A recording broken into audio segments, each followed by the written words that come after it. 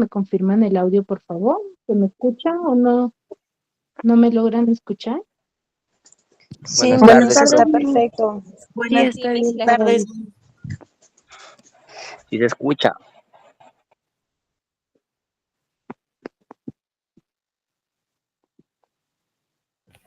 Buenas tardes. Vamos a iniciar con la sesión del día de hoy, ¿sí? Para poder iniciar, recordemos las normas básicas que tenemos en aula, ¿sí? De cada sesión que vayamos impartiendo. Recordemos que es muy importante la participación de cada uno de ustedes, ¿sí? Es fundamental, ya que de acuerdo a ello, sí, se les toma la asistencia y también se les coloca una nota adicional. Ustedes ya que se encuentran en el último bimestre, es importante tener en cuenta dichos criterios, ya que es fundamental que ustedes finalicen, ¿sí? El grado académico con un buen puntaje y un buen promedio, ¿no? Entonces, eso solamente depende de ustedes, ¿sí, chicos? A ver, dicho ello, iniciamos con la sesión, ¿sí? Y tenemos en cuenta ello. ¿Ya, chicos? Recuerden que para participar es importante, ¿sí? Levantar la manito y tener en cuenta ello. A ver, recordemos, ¿qué tema hemos desarrollado la clase pasada? ¿De qué hemos hablado? ¿Qué es lo que hemos visto?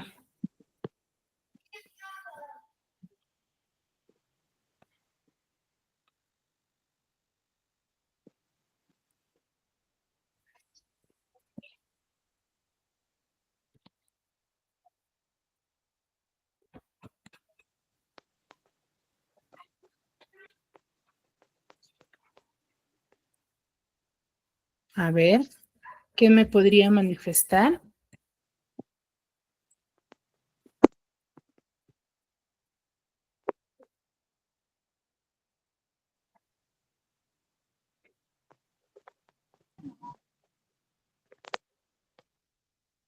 Paulino, a ver, Sumiko, Ruth, ¿levantaron la mano? Miss, tratamos del clasicismo, de sus características del clasicismo también. Ya, a ver, hemos hablado, claro, la primera clase hemos trabajado lo que es el clasicismo, hemos visto diversos movimientos, aspectos respecto al clasicismo, ¿no? ¿Qué hemos dicho respecto a ello?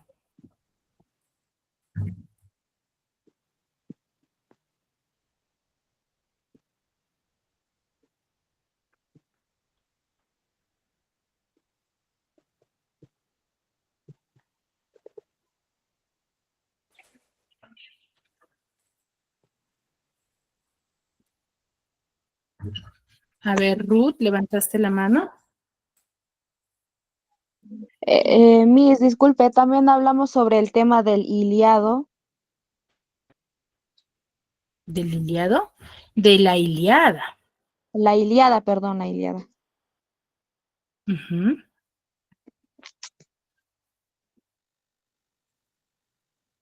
¿Qué hemos dicho? A ver, claro, ese es el primer movimiento, ¿no? Sobre el clasicismo. A ver, ¿a qué nos referimos cuando hablamos del clasicismo? ¿En qué se enfoca? Miss en el movimiento artístico, en las obras Ya. literarias, momentos literarios también, Miss. Ujú.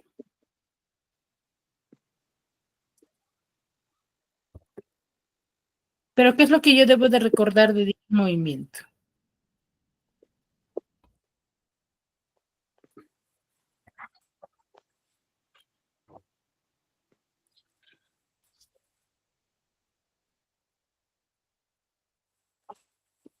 ¿Mm?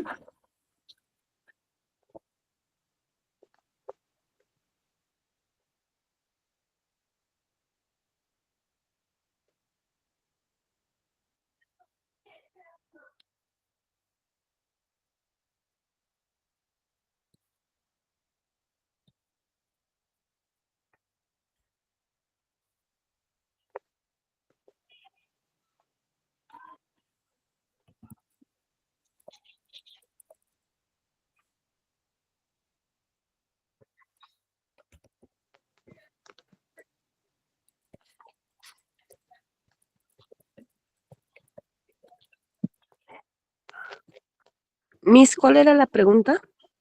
¿Qué características se resalta o se toma en cuenta dentro del clasicismo? La originalidad, el fatalismo, el esteticismo, la armonía, normatividad, didactismo, inspiración en su mitología y antropocentrismo. ¿Ya? ¿En qué se enfoca el fatalismo dentro del clasicismo?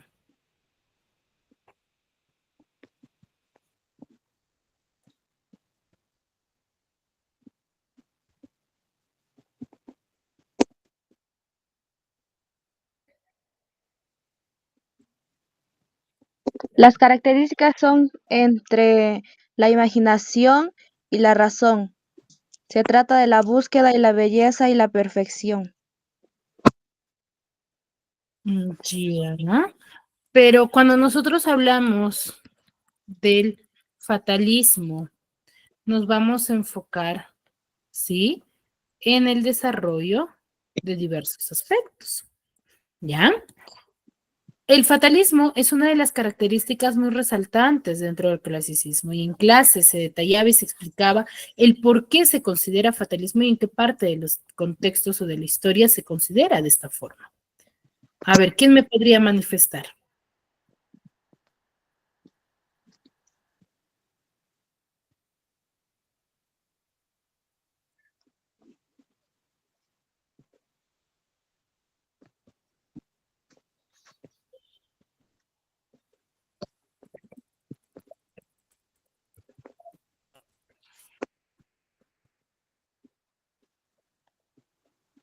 A ver, ¿quién recuerda?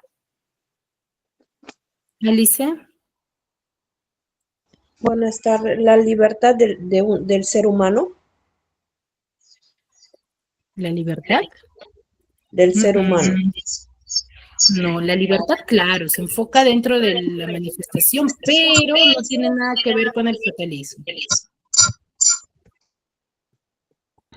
El fatalismo es la tragedia de lo que sucede. Ujú.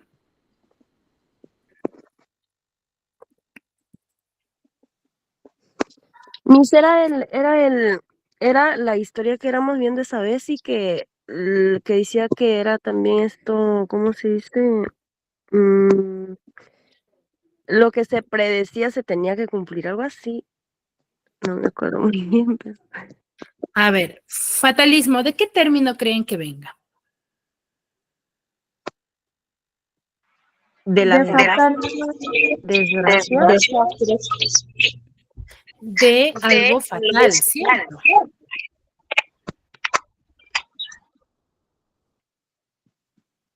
¿Mm?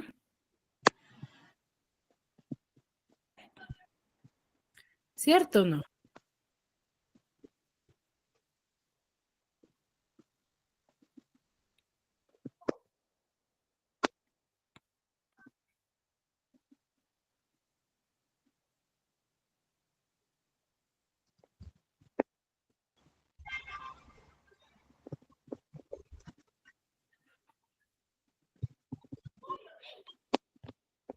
A ver, cuando nosotros hablamos del fatalismo, nos vamos a enfocar en que primero contextualizamos históricamente dentro del... A ver, Alice, apagamos el audio, por favor, ya que tengo retorno, ya, gracias. Debes, o si no, apagar un dispositivo porque escucho doble, ¿ya? A ver, les decía, cuando nosotros hablamos del fatalismo, nos vamos a enfocar mucho en el desarrollo de la historia, ¿no? Sabemos muy bien que el clasicismo es uno de los primeros movimientos literarios, los cuales se enfoca mucho en el desenvolvimiento de manifestar temas o temáticas relacionados a la guerra, ¿ya? Entonces, como si bien es cierto, se relaciona mucho en aspectos de guerra, entonces cada suceso o cada historia va a estar en base a ellos. Entonces, si las historias se va a desarrollar en guerras, no va a existir un final feliz, ¿cierto? El desenlace de toda guerra es fatal, ¿no? Es lleno de enfrentamientos, es bastante sangriento, ¿no? Entonces, no es propio de ello. ¿Me dejo entender? ¿Sí? Entonces, si bien es cierto, ahí nos recordamos de la historia La Odisea o la Ilíada, ¿no? La Odisea, por ejemplo, vamos a ver el desastre final que sucede al final de la historia. ¿Recordamos?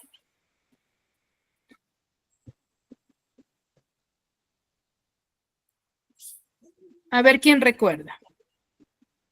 Yo no me acuerdo. Sí, Miss. ¿Cuál es el final de la historia de la Odisea?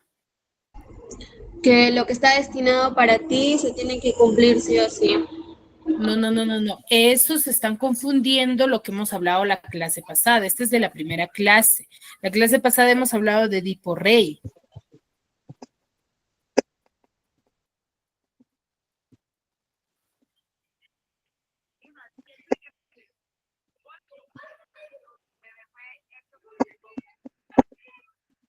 ¿Mm? ¿Cómo termina la Odisea? En muerte, fatalidad, Miss. En un enfrentamiento, ¿de quiénes?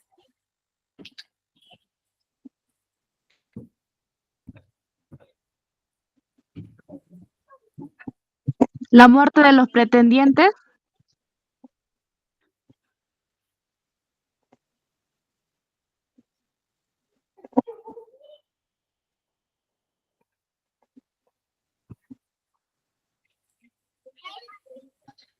A ver, recuerdan que la Odisea narra la historia de Odiseo o llamado Aquiles o Ulises, quien está atrapado después de la guerra con Troya. Él decide volver a Ítaca, pero pasa por diversas dificultades, ¿cierto? En el cual, una vez que llega él, se encuentra que su esposa y su hijo habían sido víctimas del abuso de los pretendientes de su madre, ¿cierto o no?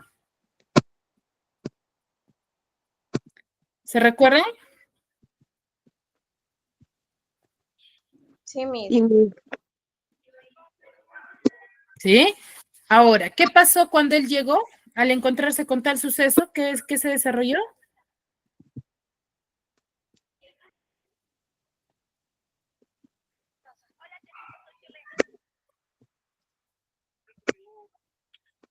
Buscó a los pretendientes y los mató.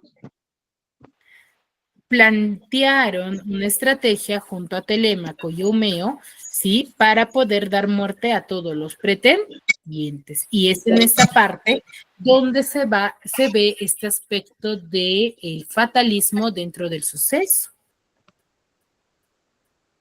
¿Sí?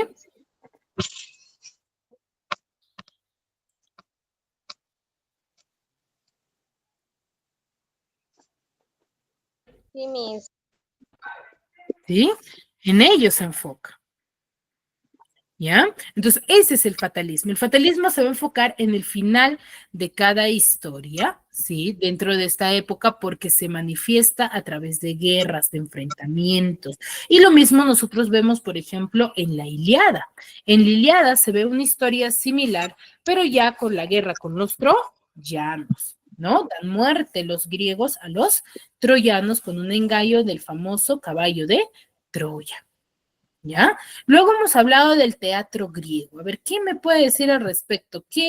¿En qué se enfoca el teatro griego? ¿A qué lo denominamos?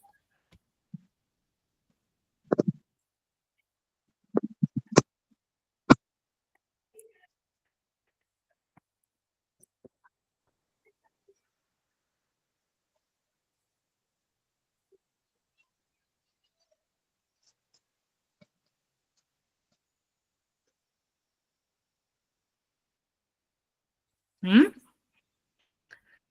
A ver, ¿qué características recuerdan del teatro griego? Que eso sí se vio la clase pasada.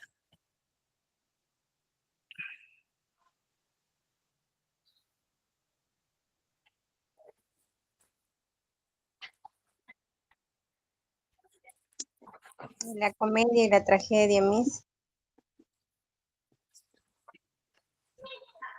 ¿Ya? ¿Son parte de los géneros?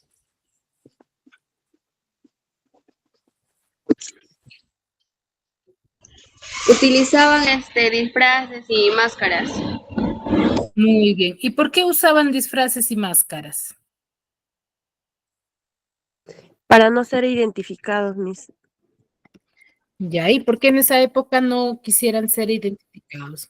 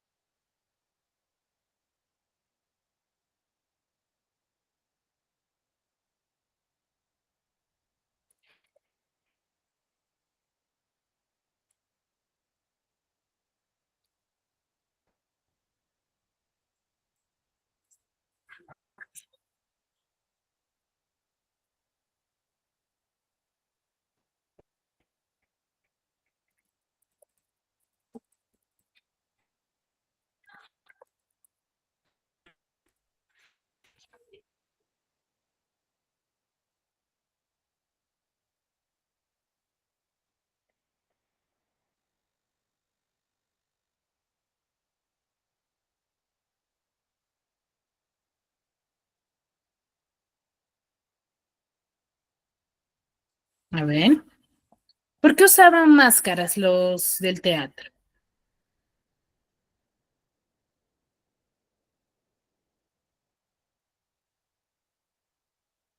Profe, debido a las guerras que habían entre los griegos, Ya. Para representar a diferentes personajes. A ver, recordemos Para que hacerse dentro pasar de... por dioses. Ujú. A ver, recordemos que dentro del teatro griego, recuerden que en esta primera etapa era un movimiento que no se daba a conocer, o que no se frecuentaba mucho, o no se respetaba el trabajo de los actores, ¿ya? Entonces, es un movimiento en el cual se enfoca mucho en poner en práctica alabanzas o creencias en honor a un Dios, ¿cierto? Porque eso era parte de ello, ¿no? Se denominaba de esta forma, dentro de esta etapa. Entonces, en honor a un Dios se desarrollaba este evento. ¿Quién era ese Dios?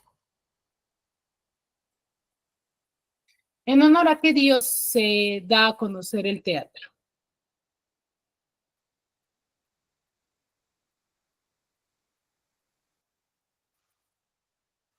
Dionisio, En honor a Dios Dionisio. al dios Dionisio. Eran alabanzas, representaciones.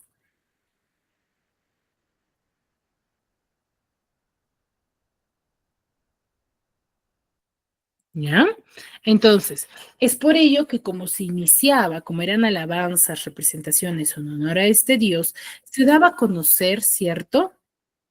A través de máscaras, ¿no? Y el vestuario del actor de esta época era bastante simple, ¿ya chicos?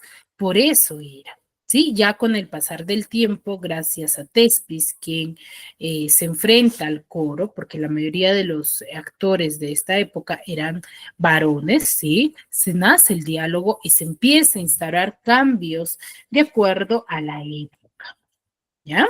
A ver, dicho ello, sí, este movimiento es un antecedente para el movimiento de la literatura medieval. Cuando nosotros hablamos de la literatura medieval, vamos a decir que es uno de los trabajos escritos durante la Edad Media, desde la caída del Imperio Romano de Occidente hasta inicios del Renacimiento. Entonces, este movimiento literario va a ser a partir de la Edad Media, ¿no? Desde la caída del Imperio Romano de Occidente hasta inicios del Renacimiento, que ya es otra perspectiva, otro cambio, ¿no?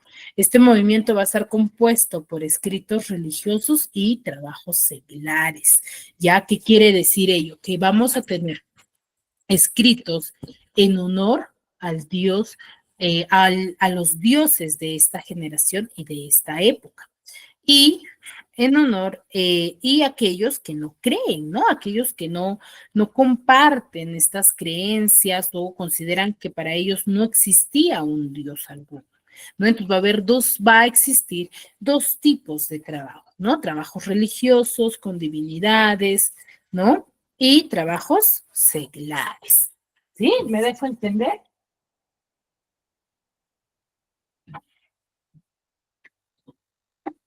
Sí, profe. ¿Sí? Muy bien. Entonces va a existir ya dos bandos, se podría decir, ¿no? Dos formas de presentar a la literatura. Chicos, ahora, ¿qué más? Aquí, como si bien es cierto, vamos a tener dos grupos de escritura, vamos a manifestar también que va a estar el sentimiento religioso arraigado a la idea y a la guerra, ya que son enfrentamientos que se van a desarrollar durante esta etapa, ¿no? O mejor dicho, que el tema cotidiano va a ser la guerra.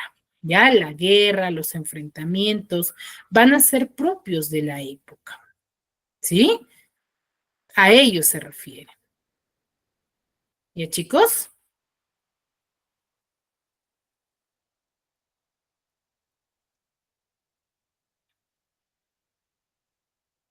¿Sí? ¿Me dejo entender? Sí, Miss.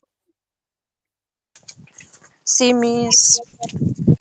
¿Sí? Entonces, ya que este sentimiento va a estar basado mucho a ello, ¿no? A estos enfrentamientos, a este desarrollo. ¿Ya?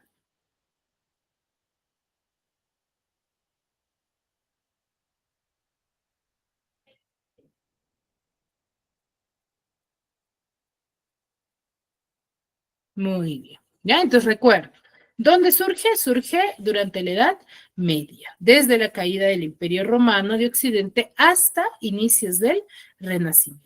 Asimismo, va a estar compuesta por escritos religiosos y trabajos seglares. Recuerden, los que aportan o los que tienen en cuenta, ¿sí? Aspectos, ¿sí? Creyentes de religiosidad y aquellos que no creen, ¿no? Asimismo, estas creencias, estas divinidades va a estar muy arraigados, o sea, muy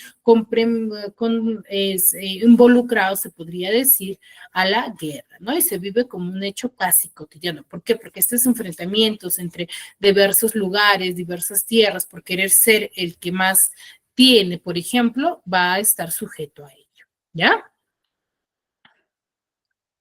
Seguimos. Ahora, asimismo, esta etapa va a tener tres periodos: Alta Edad Media, Plena Edad Media y Baja Edad Media. La Alta Edad Media es donde las obras se van a escribir en la lengua vernácula del latín, Plena Edad Media donde va a surgir la poesía del amor cortés y Baja Edad Media cuando ya se va a dejar de lado esta perspectiva, ¿no? ¿Qué características se va a compartir dentro de esta etapa? Primera característica, se va a desarrollar de carácter anónimo, ¿ya? De carácter anónimo. ¿Por qué? Porque recordemos que del clasicismo va a estar sujeto a dos características. ¿Cuáles son ellos? A ver, ¿quién recuerda? ¿Cuáles son esas dos características que se relacionan mucho desde el clasicismo? ¿Y quiénes manifestaban y daban a conocer el movimiento literario del clasicismo? O las historias. ¿Quién los daba a conocer?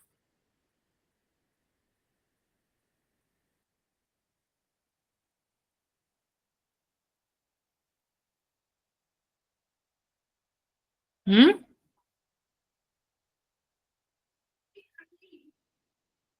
¿Quién recuerda?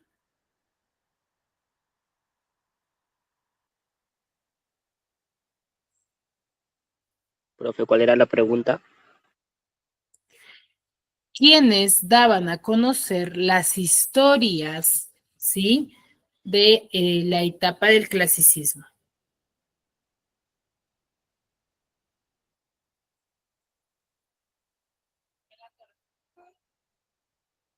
¿Quiénes los daba a conocer? ¿Quiénes lo difundían?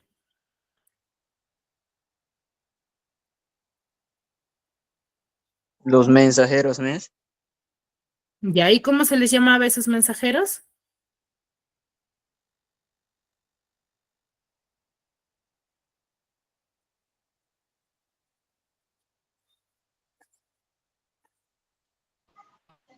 Los chasquis. Los chasquis es dentro de la literatura inca, pero dentro de la literatura universal se les denominaba de otra forma. ¿Cómo era? ¿Cómo se les llamaba? ¿Poetas? ¿Poetas, Miss? No.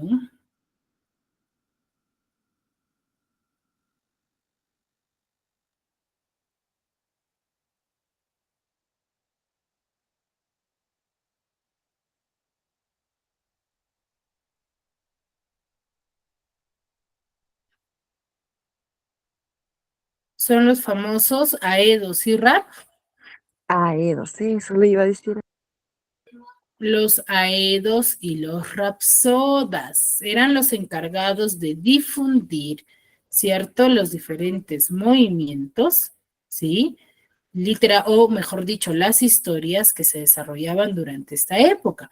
Por eso es que predomina el carácter anónimo, porque si bien es cierto, eran personas que iban de pueblo en pueblo a contar las diversas hazañas de los héroes, las guerras, los enfrentamientos que se desarrollaban, ¿cierto? Pero, ¿sí? Dentro de ello se da a conocer de esta forma.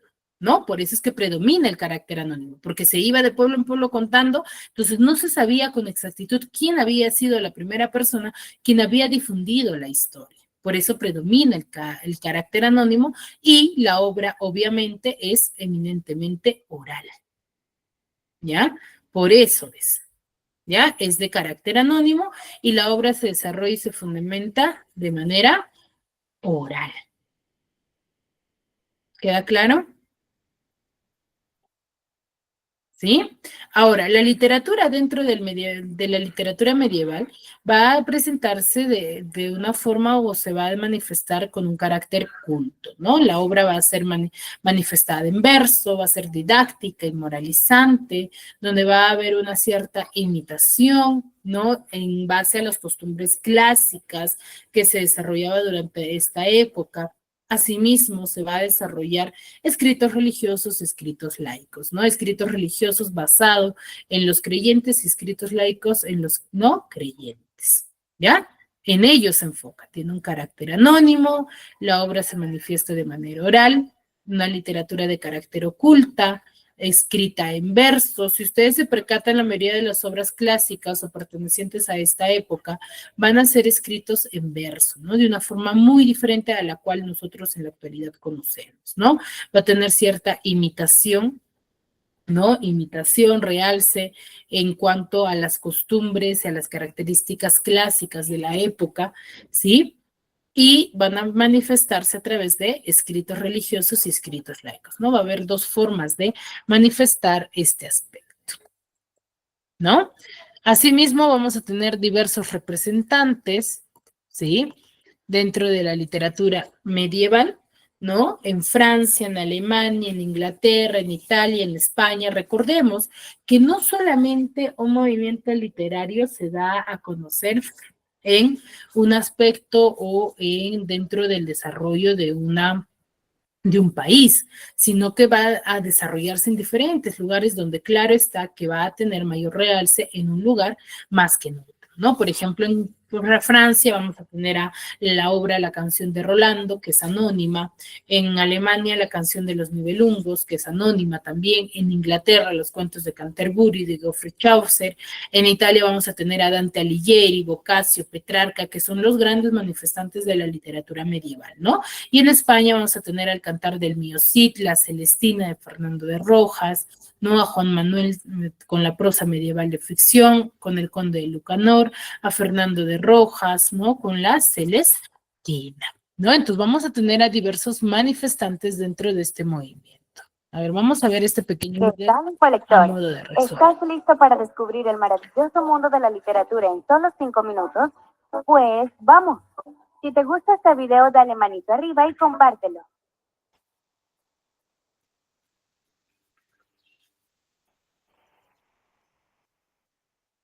¿Interesado en la literatura medieval, Inflector? Muy bien, te apoyamos en eso. Y es que la literatura medieval tiene una gran relevancia debido a que está inscrita en un periodo histórico extenso y complejo, el medioevo, que para muchos historiadores abarca aproximadamente 1000 años. Podemos decir que la literatura medieval es ese conjunto de obras escritas en Europa y algunos países del mundo durante la Edad Media. El periodo nació tras la caída del Imperio Romano Occidental, alrededor del año 500 después de Cristo. Sin embargo, no hay acuerdos en cuanto a su finalización. Muchos aseguran que la literatura medieval culminó con el auge del Renacimiento. Sin embargo, otros son más específicos y afirman que el medioevo murió en 1492, cuando Colón desembarcó en tierras americanas. En todo caso, queremos contarte sus principales características, ejemplo de obras y autores, así como algunos datos curiosos que te sorprenderán. Sin más que agregar, comencemos. La literatura medieval fue dominada por la Iglesia, ya que fue en este periodo cuando se institucionalizó. Por esa razón, en Europa las obras se escribieron mayormente en latín. En este periodo, los caballeros de elegante armadura reemplazaron a los guerreros de las obras antiguas. Y aunque eran caballeros, siempre estaban al servicio de Dios y sus acciones eran impulsadas por él. Es así como dominan los temas cristianos, teológicos y filosóficos, como por ejemplo los plasmados en los manuscritos de Santo Tomás de Aquino. Aún así, la literatura del medioevo no es 100% religiosa. En algunos textos también se resaltan las hazañas y el heroísmo de los protagonistas. Asimismo, había autores fuera de la iglesia que tocaban temas como los roles de género, la ciencia y la raza, claro, de una forma superficial, pero que darían origen a futuros debates en estos terrenos. Nos detenemos aquí para contarte algunos datos curiosos. ¿Sabías que muchas obras de literatura medieval se publicaron en el anonimato? Sí, el autor sentía un profundo respeto por los escritores clásicos y algunos personajes católicos. Este respeto les llevaba a escribir historias a partir de textos existentes o versiones nuevas de otros manuscritos. Incluso siendo estos, sentían que estaban robando al autor original, por lo que decidían restar importancia a poner su autoría al final de cada escrito. Algunos ejemplos de obras anónimas son el Cantar del Miocid y el Cantar de Roldán. Otro hecho curioso es que a pesar de que las mujeres estaban en un segundo plano en la vida pública, hubo escritoras destacadas en este periodo. Tales son los casos de Marie de France y Cristina de Pizan. Además, resulta que la mayoría de la población era analfabeta, por lo que solamente los miembros de la iglesia y personas de poder podían escribir y leer. Algo que resulta increíble en nuestros días, ¿no crees? Pero sigamos con más características importantes. El amor y la aventura eran aspectos que importaban en la literatura medieval. Aparecieron los poemas y narraciones de amor forcero, una expresión popular y refinada de amor entre dos personas que no necesariamente estaban unidas en matrimonio. Las epopeyas absorbieron esto y muestran historias de amor como la de Ginebra y Lancelot. En cuanto a recursos literarios que resaltan, se encuentra el humor. La canción y el poema cómico eran populares por su forma de criticar la sociedad de entonces a partir de la sátira. Los cuentos de Canterbury, de Geoffrey Chaucer, representan magistralmente la rica tradición del humor literario europeo. Hemos llegado al final, pero no sin antes hacernos esta pregunta. ¿Por qué leer literatura de la Edad Media? La literatura medieval nos muestra el mundo desde otra lengua, otro estilo, otras ideas y otros temas. Nos permite comprender periodos con poco registro histórico, como en las sagas nórdicas. Interesante, ¿no? Entonces, manos a la obra. Si te gustó esta información, escríbelo en comentarios. Y ya sabes, lo bueno se comparte. Así que invita a tus amigos a descubrir más curiosidades haciendo clic en compartir. Hasta un próximo video Infolector.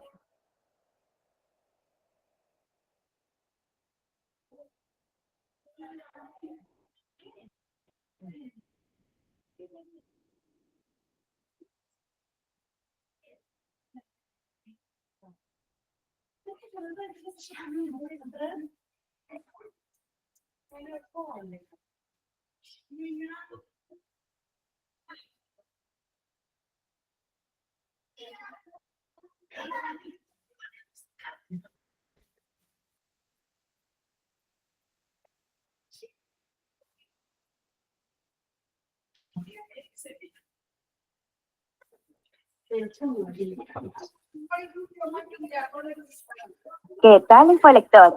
¿Estás listo para descubrir el maravilloso mundo de la literatura en solo 5 minutos? Pues vamos. Si te gusta este video, dale manito arriba y compártelo.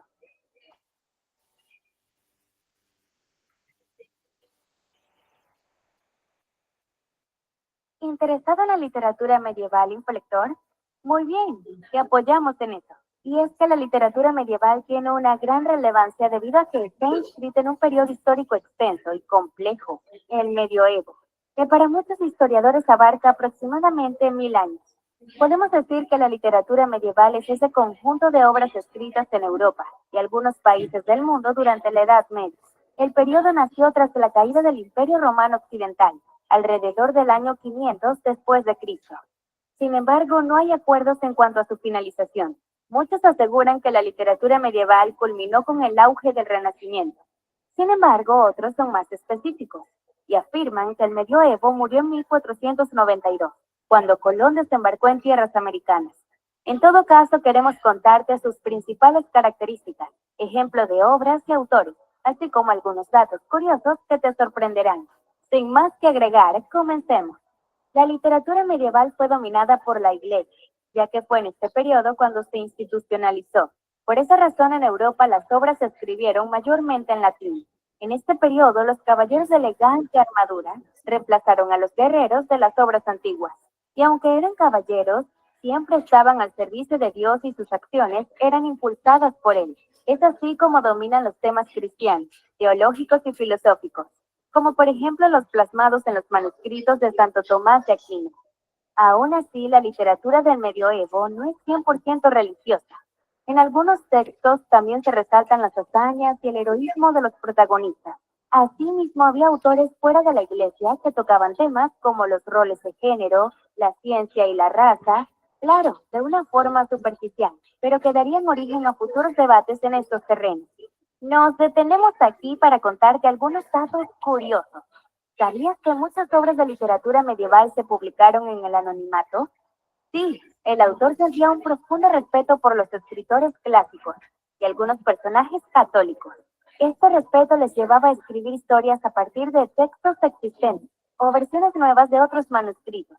Incluso siendo estos, sentían que estaban robando al autor original, por lo que decidían restar importancia a poner su autoría al final de cada escrito.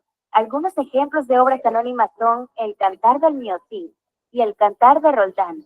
Otro hecho curioso es que a pesar de que las mujeres estaban en un segundo plano en la vida pública, hubo escritoras destacadas en este periodo. Tales son los casos de Marie de France y Cristina de Pizan.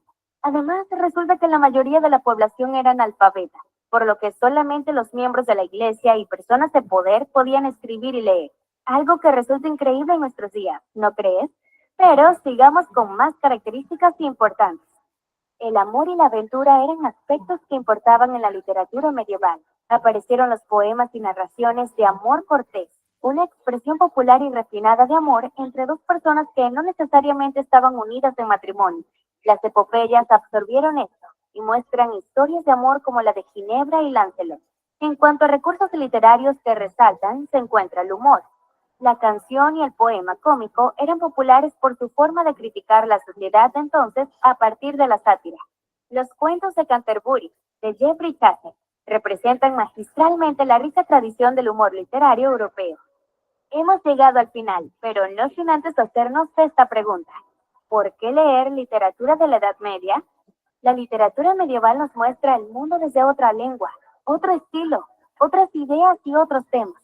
Nos permite comprender periodos con poco registro histórico, como en las sagas nórdicas. Interesante, ¿no? Entonces, manos a la obra. Si te gustó esta información, escríbelo en comentarios. Y ya sabes, lo bueno se comparte. Así que invita a tus amigos a descubrir más curiosidades haciendo clic en compartir. Hasta un próximo video Infolector.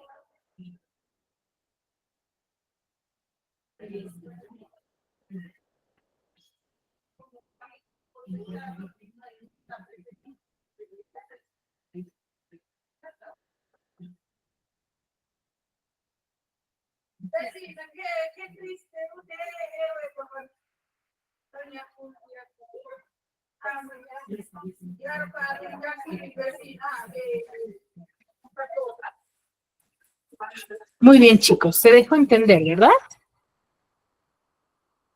Sí, profesora. Muy bien, entonces vemos que la literatura medieval va a formar parte de diferentes lugares y ambientes donde se va a difundir con mayor arraigo, ¿no? Uno de los textos mayormente difundidos durante esa época y que pone o da a conocer la costumbre, la época medievalista de esta época va a ser el Cantar del Mío Cid, ¿no? El Cantar del Mío Cid es un texto anónimo donde se enfoca en desarrollar, ¿sí?, temas respecto a la valoración del honor del ser de esta época, que era algo muy importante durante esta época, ¿sí? Durante esta época, el aspecto del honor, el que una persona sea respetado, era, ¿sí?, formaba parte de esta generación.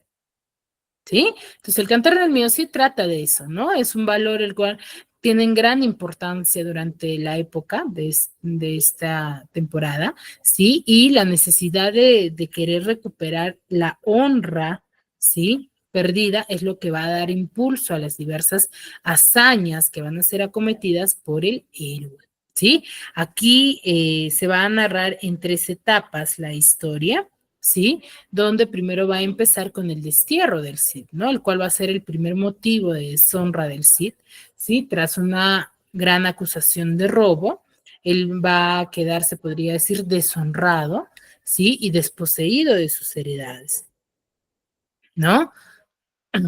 Y posesiones en Vivar, ¿no? El cual va a ser privado de la patria potestad de su familia, ¿no? En esta época se consideraba que el que no tenía honor ya no era digno de o no podía dirigir una familia, ¿no? Tras conseguir la conquista de Valencia, ¿no?, él va a ganarse nuevamente este honor que va a tener o respeto por la sociedad, ¿sí?, el cual, ¿no?, va a volver, ¿no?, con la ayuda de eh, el perdón real, ¿no?, del rey, ¿no?, del señorío sobre Valencia, ¿no?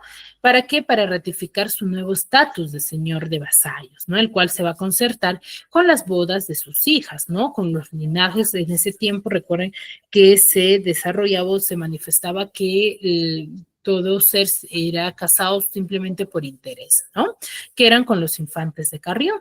Pero, sin embargo, al pasar un tiempo, se va a transformar este momento de felicidad en una nueva caída de la honra del Cid con el ultraje de los infantes de Carrión que tienen sobre sus hijas, ¿no?, que son vejadas, malheridas y abandonadas en el Robledal de Corpes, ¿no?, hecho que va a suponer, según el derecho medieval, el repudio de facto de estas por parte de los de Carrión, ¿no? Por ello, el Cid va a alegar, ¿no?, la nulidad de los matrimonios en un juicio, ¿no?, de presidio por el rey, en el cual los infantes de Carrión van a quedar públicamente apartados de los privilegios que antes poseían. Ya con el transcurso del tiempo, sus hijas se vuelvan a casar, pero con los reyes de España, ¿no?, llegando a un máximo ascenso social de esta época, ¿no?, el cual eran de mucho más prestigio, ¿sí?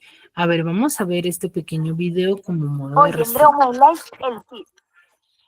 Cierra los ojos. Deja que tu imaginación viaje a la España medieval, al siglo II. El sol de la primavera ilumina la plaza, y los mercaderes y sus compradores, extranjeros y peregrinos, niños y niñas, la llenan de vida. De pronto, en el centro de la plaza, un juglar alza la voz y comienza a cantar las aventuras y desventuras de un héroe. Rodrigo Díaz de Vivar. Al acabar, los que han escuchado este relato van a su casa y lo cuentan a sus padres, hermanos o hijos. Poco a poco la historia de este hombre se vuelve legendaria y se va transmitiendo de generación en generación, hasta que llega un momento, alrededor del año 1207, que un copista llamado Perabat pasa al papel las hazañas del Cid para que lleguen a nuestros días. De hecho, su manuscrito es el primero que se conserva. Además, está en perfecto estado, tan solo le falta la primera hoja del principio y 2 del interior. Y hoy, como juglar, os voy a trasladar las hazañas de nuestro Rodrigo Díaz de Vivar. Si ya antes de empezar sabes que este resumen te está salvando la vida, suscríbete. Te pongo en contexto. En la corte de Castilla, en torno al año 1080, el Cid salió victorioso de una batalla en la que ganó 3 cosas. 1, el favor del rey Alfonso VI. 2, su fama y el nombre de campeador. 3, la envidia y el odio de los cortesanos. ¿Y puede haber algo peor que el corazón de un noble corroído por la envidia? No respondas. El caso es que un grupito de cortesanos liderado por un tal García Ordóñez hablaron mal al rey del Cid. Aunque fuera mentira, Alfonso VI les creyó. y muy enfadado por la supuesta traición de su caballero, le invitó a abandonar el reino antes de 9 días. Al Cid, que además de fiel era obediente, no le quedó otra que abandonar Vivar hacia Burgos. Pero no se fue solo. Sus amigos como Álvar Fáñez de Minaya y seguidores no dudaron en acompañarle en sus próximas batallas. Al ver Vivar a lo lejos, sus ojos se llenaron de lágrimas y pensó en sus enemigos. ¿Alguien con sed de venganza? El Cid y su ejército llegaron a Burgos, pero nadie les quería hospedar. Finalmente acamparon en un lugar cercano a la villa. Martínez Antolínez se saltó las normas del rey y les proporcionó víveres. También ayudó al Cid a urdir un plan para conseguir algo de dinero. Construyeron 2 arcas y las llenaron de arena. Después pidieron a los judíos Raquel y Vivas que se las guardaran durante un año. Ellos pensaban que rebosaban oro y que a cambio le prestaran dinero. Así, con 600 marcos, el Cid abandonó Burgos. Antes de que acabara el plazo de los 9 días, el Cid fue a despedirse de su esposa Jimena y sus 2 hijas, Sol y Elvira, que se encontraban en el monasterio de Cardeña. El Cid lloró al despedirse, pero les prometió regresar y casarlas honradamente. Finalmente, un día antes de que su plazo acabara, el Cid emprendió la marcha, junto con un centenar de castellanos. Contó hasta 300 lanzas. Acampaban durante el día y cabalgaban por la noche para no ser vistos. En pocos días ocuparon Ita, Guadalajara y Alcalá. Realizaron una emboscada en Castejón, pero para no empeorar su relación con el rey, decidió no derribar su castillo y devolver la ciudad a los moros. Marchó hacia Zaragoza, dependiente del rey moro de Valencia, y sembró el pánico en Alcocer. El rey también de Valencia mandó refuerzos, pero no les sirvió de mucho, ya que fueron cercados y estuvieron sin agua durante 3 días. Finalmente, tras una batalla, los del Cid salieron victoriosos. El botín fue inmenso, por lo que el Cid, con su parte, le hizo un regalo al rey Alfonso. ¡Ay, pico y pala! Otra parte del botín la destinó a la Virgen de Burgos y a su mujer e hijas. Después, el Cid se asentó cerquita de sus territorios conquistados y a sus ciudadanos les obligó a pagar tributo. El Cid continuó con su conquista y pidiendo tributos en las ciudades por las que pasaba. Al conde de Barcelona no le sentó muy bien que este guerrero se aprovechara de sus tierras, por lo que decidió enfrentarlo. El Cid, cansado de tanta batallita, le mandó una carta para intentar apaciguarlo, pero no hubo suerte. Peor para el conde, ya que tras su evidente derrota acabó siendo prisionero. Además, aquí el Cid se hizo con su espada colada. Ya sabes que todo héroe necesita de una gran espada. Las conquistas del Cid no pararon. Burriana y Murviedro cayeron. Los campos se llenaron de flechas, espadas, cuerpos y sangre, mientras en Valencia temblaban viéndolo llegar. La fama del Cid campeador arrasaba Cullera, Játiva, Denia y Benicadel. Tras 10 meses de asedio a la ciudad de Valencia, los moros se rindieron abriendo las puertas al Cid, quien subió a lo alto del alcázar y ondeó su enseño. En poco más de 3 años había conquistado toda la región de Valencia. Tras alguna que otra batalla más, el Cid contaba con 3.600 siervos. Y con esta posición clara de ventaja, pidió al rey Alfonso sacar a su esposa e hijas de Castilla, por supuesto a cambio de riquezas. El rey, gratamente sorprendido por las hazañas del Cid, concedió su petición. ¿Qué pasa? Que los envidiosos seguían vivos. A García Ordóñez, el del principio, no le gustó ver que el Cid estaba recuperando el favor del rey. A su vez, en la corte del rey estaban los infantes de Carrión, quienes deseaban casarse con las hijas del Cid. No eran tontos ni nada. Doña Jimena, Sol y Elvira llegaron a Valencia, donde la recibió el Cid a lomos de Babieca. Espada y caballo, ¿qué más necesita nuestro héroe? De hecho, otra espada, la tizona, que ganó en una batalla posterior. Pero la alegría del reencuentro duró poco, ya que el rey de Marruecos había enviado soldados para sacarlos de Valencia. Y nuevamente una gran batalla. 4.000 cristianos contra 50.000 moros. Y para variar, una gran victoria del Cid, quien mandó todo el alijo de los moros al rey Alfonso. Este contento, por lo menos, perdonó al Cid. En Castilla, los infantes de Carrión, junto con el malvado conde García Ordóñez, pidieron al rey que intercediera por ellos para poder casarse con las hijas del Cid. El rey aceptó a regañadientes y comunicó su deseo al campeador. Este accedió a cumplir la voluntad de su monarca. No quería tener más problemas. El Cid y el rey Alfonso VI se reencontraron después de tantos años a orillas del Tajo. Al verse, el Cid lloró emocionado, como si se reencontrara con un viejo amor.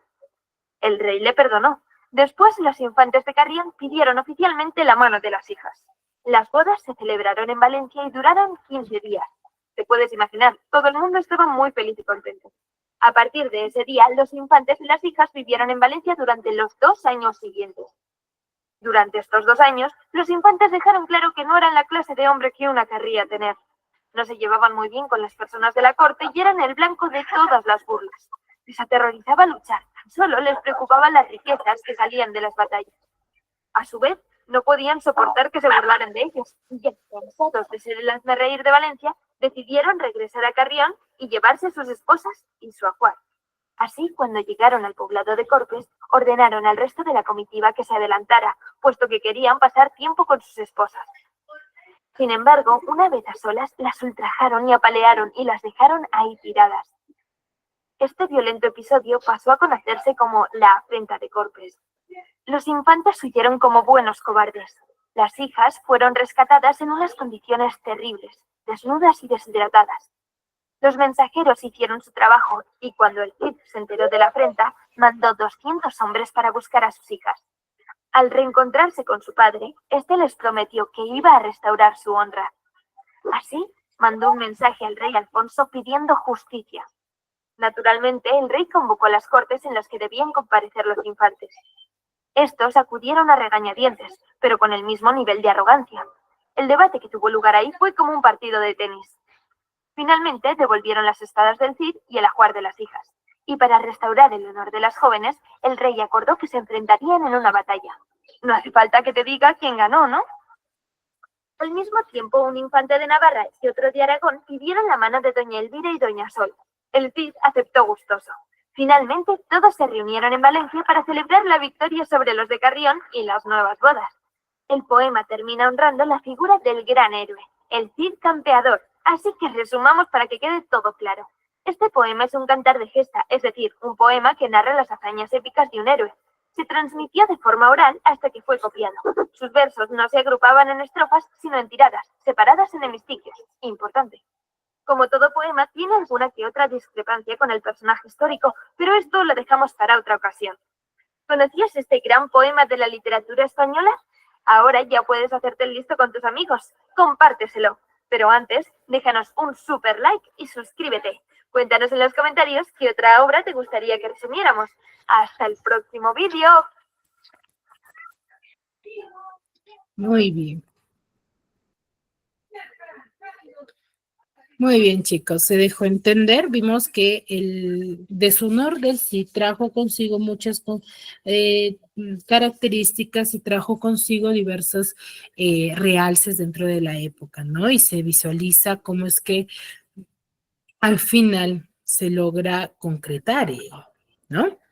Muy bien, chicos, hasta ahí. ¿Alguna duda, alguna consulta referente al tema desarrollado?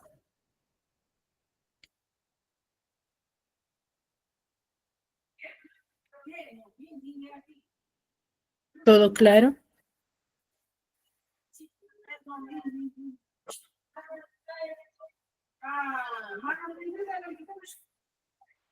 Sí, Miss.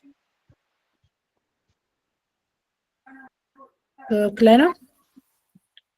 Muy bien. Si no hay dudas, no hay consultas, nos quedamos aquí y nos vemos la siguiente clase. Cuídense mucho. Gracias, Miss.